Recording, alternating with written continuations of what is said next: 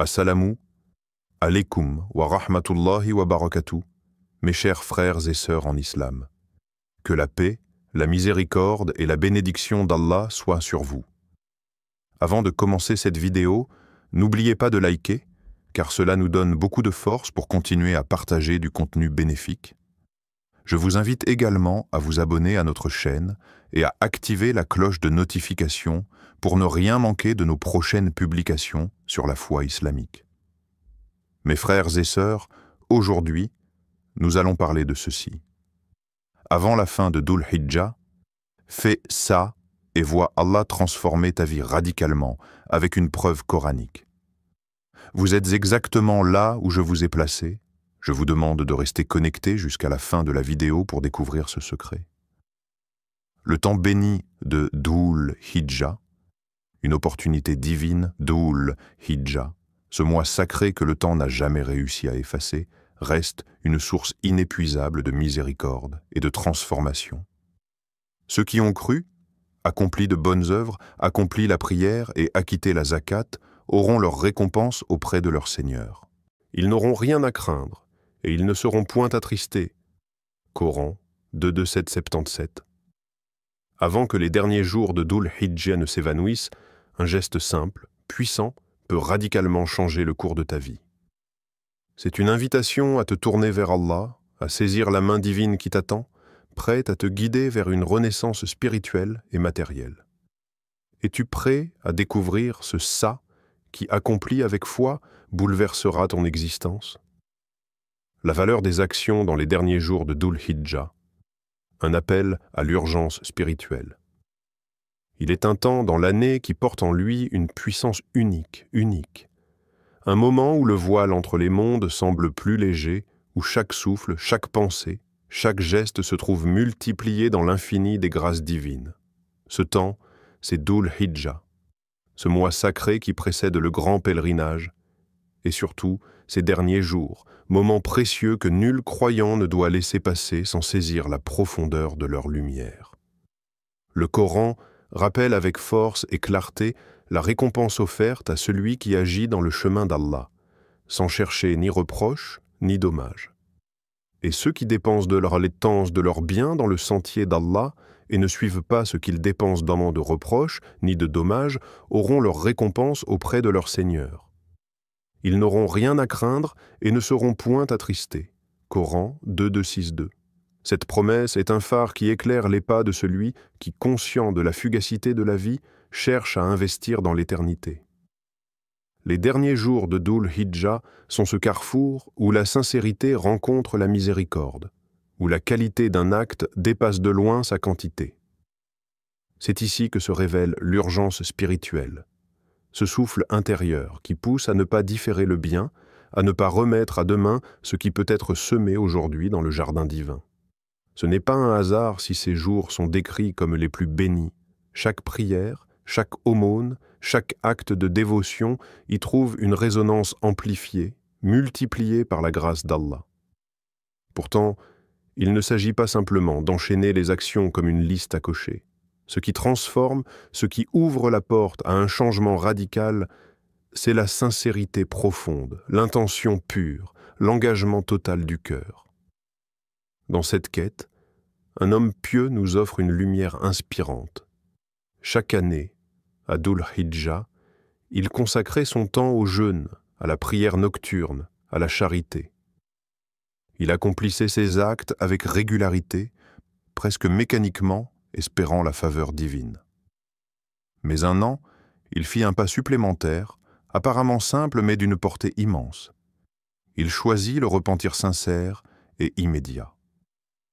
Il réalisa que le vrai changement ne venait pas uniquement des actions visibles, mais de cette remise en question intérieure, ce retour humble à Allah, un cœur lavé de ses erreurs, une âme prête à renaître.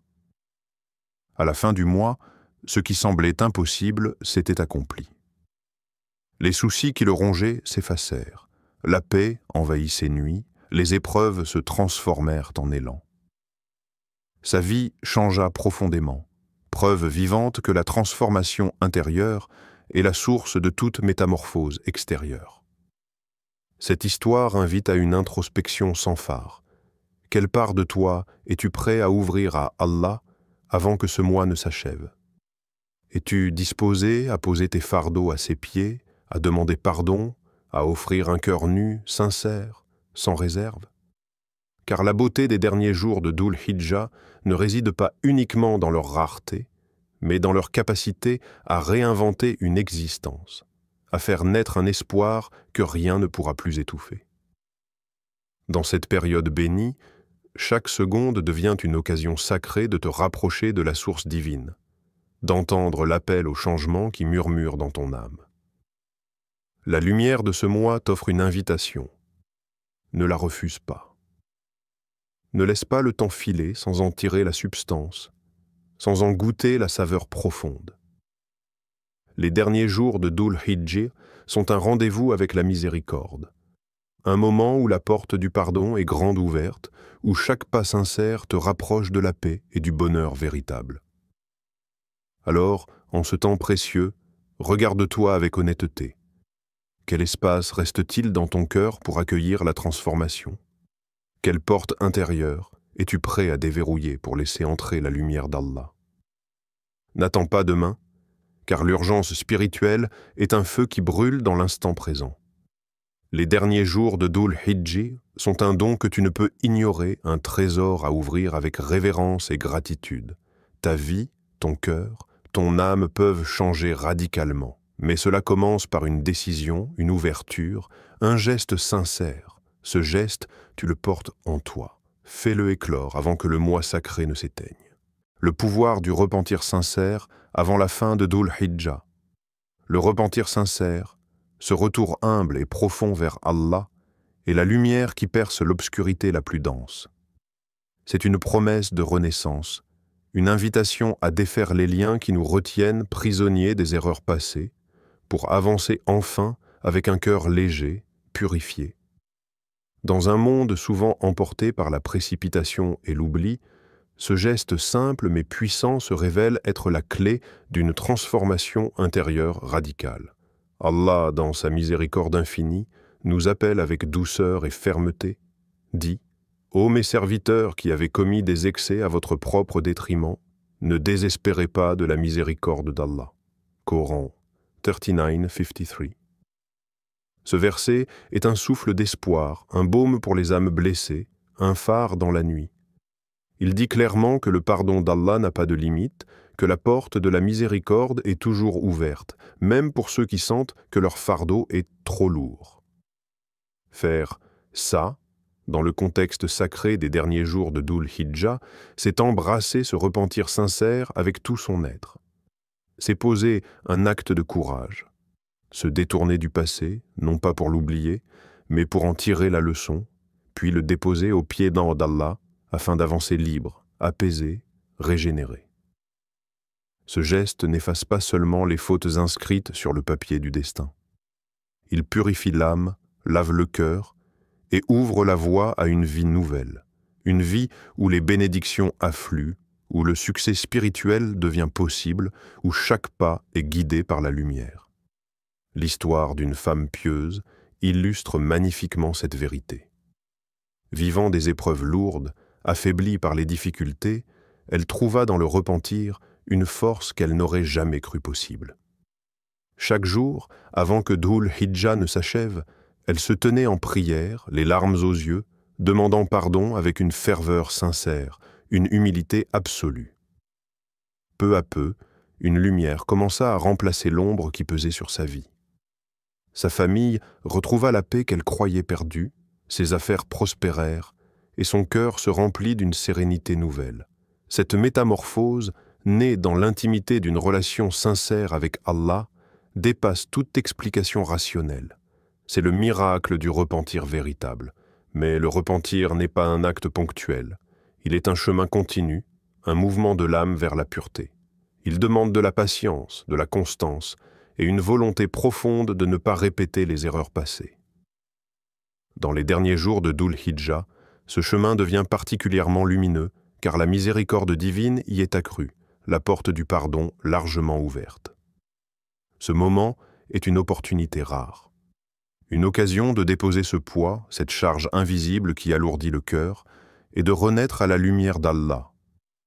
Une renaissance qui ne dépend pas des circonstances extérieures, mais de ce choix intime, personnel, de se tourner vers lui avec sincérité. À toi maintenant de méditer cette question essentielle. Quel poids es-tu prêt à déposer avant que ce mois sacré ne s'achève pour renaître à la lumière d'Allah? Es-tu prêt à regarder en toi avec honnêteté, à accueillir la vérité de tes faiblesses et à offrir un cœur repentant sans condition ni réserve? Le pouvoir du repentir sincère ne connaît pas de limite. Il transcende les fautes, les regrets, les doutes. Il ouvre la voie à un avenir transformé, à une existence où la paix intérieure règne, où la baraka se déploie en chaque instant. N'attends pas demain pour faire ça. Les derniers jours de Dhul Hijjah t'appellent à te lever, à te purifier, à avancer vers la lumière avec confiance. La prière et les bonnes œuvres comme levier de changement radical. Le chemin vers la transformation profonde ne se limite pas au repentir sincère. Ce dernier est fondamental, mais il s'accompagne toujours d'une dynamique d'action, prière, aumône et tout acte sincère de dévotion. Ce sont ces gestes, chargés d'intentions pures, qui viennent ancrer la miséricorde dans la réalité tangible de notre vie quotidienne. Allah nous guide dans le Coran en ces termes et accomplit la prière aux deux extrémités du jour et à certaines heures de la nuit. Les bonnes œuvres dissipent les mauvaises. Coran, 11:114. Ce verset est une invitation claire à la constance et à la persévérance. La prière, qu'elle soit à l'aube, au crépuscule ou dans le silence profond de la nuit, est cette colonne vertébrale spirituelle qui soutient l'âme et lui permet de se relever face aux épreuves. Elle est le dialogue vivant entre le serviteur et le Créateur, un lieu sacré où le cœur trouve refuge et force. Mais la prière seule ne suffit pas. Elle doit être accompagnée d'actes concrets, d'une générosité sincère qui éclaire le chemin des autres autant que le sien. L'aumône, l'aide, la bonté envers le prochain sont autant de manifestations visibles d'une foi vivante. Ces gestes créent une vibration puissante dans l'univers spirituel, un écho qui attire la bénédiction, modifie les destins et invite au changement radical. Imagine un jeune homme traversant une période sombre. Ses émotions bouillonnantes de colère, il se sentait isolé, perdu dans un monde qui lui semblait hostile. Mais un jour, à l'aube des derniers jours de Dhul Hijjah, il décida de changer le cours des choses.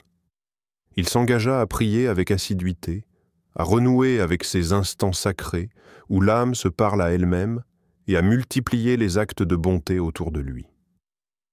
Il ne fit pas de grandes choses, mais des petits gestes sincères, un sourire offert, une main tendue, un don discret. Peu à peu, il sentit son cœur s'apaiser, la colère se dissipa, remplacée par une paix nouvelle.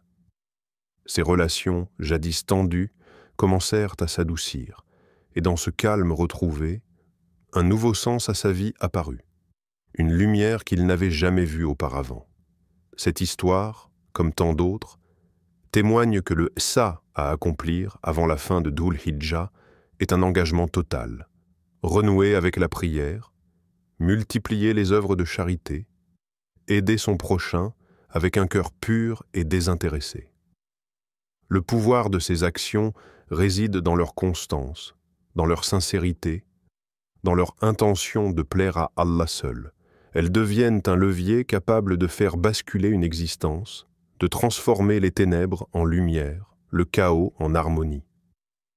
Aujourd'hui, la question se pose à toi, qui écoute. Quels actes vas-tu multiplier pour que ta vie change avant la fin de ce mois béni? Quelle petite graine d'amour, de bonté et de dévotion es-tu prêt à semer dans ton quotidien?